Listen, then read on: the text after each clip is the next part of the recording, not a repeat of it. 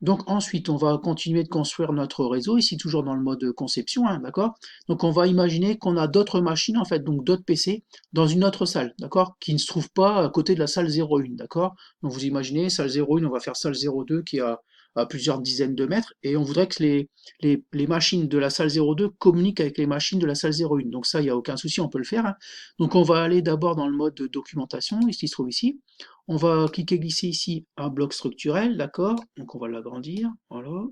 Ici, vous pouvez faire l'inverse, hein, vous pouvez déjà mettre vos machines et mettre le bloc après, hein. Le texte ici, on va le cliquer glisser. Ici, on va mettre salle 02, pardon, salle 02, d'accord? Ok, ici pas de souci. Là, ici, le bloc structurel, pardon, on va modifier sa couleur, on va mettre ce coup-ci jaune, d'accord? On va passer en mode ici en mode conception, d'accord? Donc on a fait la salle 02. Donc là j'ai choisi une couleur, donc on revient dans conception qu'on ne voit pas trop. Donc je vais peut-être prendre un peu plus foncé, voilà. On va revenir en mode conception, d'accord? Donc on a la salle 01, la salle 02. Donc ensuite, on va y glisser dedans ici. Donc vous imaginez salle 01, salle 02, un peu comme au collège, hein. Donc vous pouvez prendre par exemple la salle 14 et le CDI. D'accord? Par exemple, hein. Ce sont deux salles qui ne sont pas à côté du tout. Mais on peut les relier, il n'y a aucun problème. Donc ensuite, on va prendre par exemple un PC portable, un PC fixe, pardon, ici. On va prendre deux PC fixes. Allez, on va prendre au hasard, d'accord? Comment on va les faire communiquer entre eux? Eh ben, il va falloir un switch, d'accord? Ok? Donc on va les relier, voilà, ici, là, là, là, d'accord? Je clique droit ici. Ensuite, je double-clique ici sur le PC, d'accord? Donc là, comme c'est en fait le cinquième PC que j'ai, la cinquième machine que j'ai cliqué glisser, donc on va l'appeler ordinateur 05, d'accord? On va l'appeler, donc l'adresse IP, on respecte toujours ce que je vous ai expliqué précédemment. Donc les trois premiers chiffres sont identiques puisque ce sont des machines sur le même réseau. Donc 192.168.0.5, puisque c'est la cinquième machine. Alors on aurait pu mettre autre chose, hein, c'est juste pour respecter en fait le 5 ici et le 5 là, d'accord? On utilise l'adresse IP comme nom, d'accord?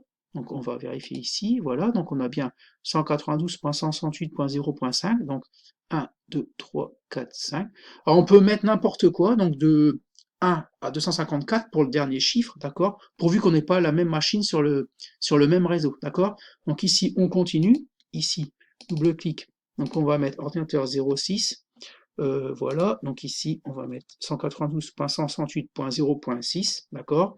On va utiliser ici l'adresse IP comme nom, on clique là, d'accord? Et ici switch, double-clic, on va mettre switch 2, d'accord? Ok. Alors ce qui est bien aussi, par exemple, on aurait pu mettre switch 02 pour la salle 02, d'accord? Oui, switch 01 pour la salle 01. Bon, peu importe, hein.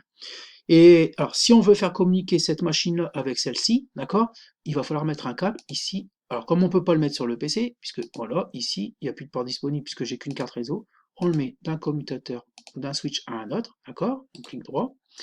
Et maintenant, je vais aller dans le mode simulation, d'accord, ici, mode simulation, et je peux tout à fait, en fait, je peux tout à fait ici, donc on va ouvrir ici ce PC-là, le 06 au hasard, hein, d'accord, donc là on est bien dans le 06 ici, d'accord, je vais ici installer des logiciels, la ligne de commande, j'ajoute, d'accord, j'applique, là je suis toujours sur la machine 06, donc celle-là, voilà, je clique, et là je vais faire un ping, donc ping, alors je vais pinguer sur celle-là, 192.168.0.1, donc 192.168.0.1, entrée, et vous voyez ici qu'on ping bien ici 4 fois, donc on envoie 4 paquets ici, d'accord, voilà, ici, donc ici, on a bien 4 paquets transmis, 4 paquets reçus, 0 paquet perdu. D'accord? Donc ces machines-là communiquent bien ensemble.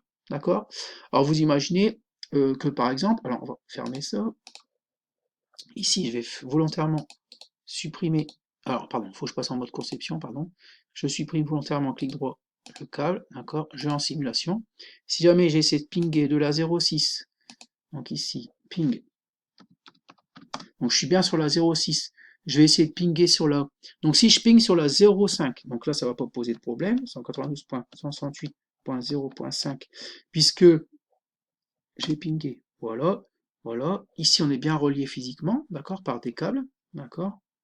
Donc 4 paquets transmis, 4 paquets reçus, 0 paquet perdu. Par contre, si je ping sur la 0,3, ici on n'est pas relié physiquement par un câble. Donc je vais pinguer sur la 192. 168.0.3, donc c'est celle-là, d'accord, cette machine-là, entrée. Là, alors là, en fait, il n'y a pas de communication physique, en fait. Donc là, timeout, je vais bien envoyer 4 paquets, mais je vais rien recevoir, d'accord. Alors voilà, on va laisser terminer. Donc voilà, 4 paquets transmis, 0 paquet reçu, 100% des paquets perdus. D'accord. Donc là, il y a effectivement un problème. D'accord. Donc ça, c'est un moyen, en fait, quand vous êtes chez vous, vous pouvez pinguer, en fait, sur votre imprimante. Si vous connaissez l'adresse IP de votre imprimante, au collège, c'est pareil. Si on connaît l'adresse IP de l'imprimante, on peut pinguer dessus et voir si elle est correctement connectée. D'accord. Donc c'est comme ça, des fois, qu'on voit qu'il y a des problèmes sur les câbles, en fait. Ça, je vais fermer, d'accord? Et je vais surtout ici aller remettre, en fait, dans le mode conception, je vais aller remettre un câble entre ce switch-là et ce switch-là.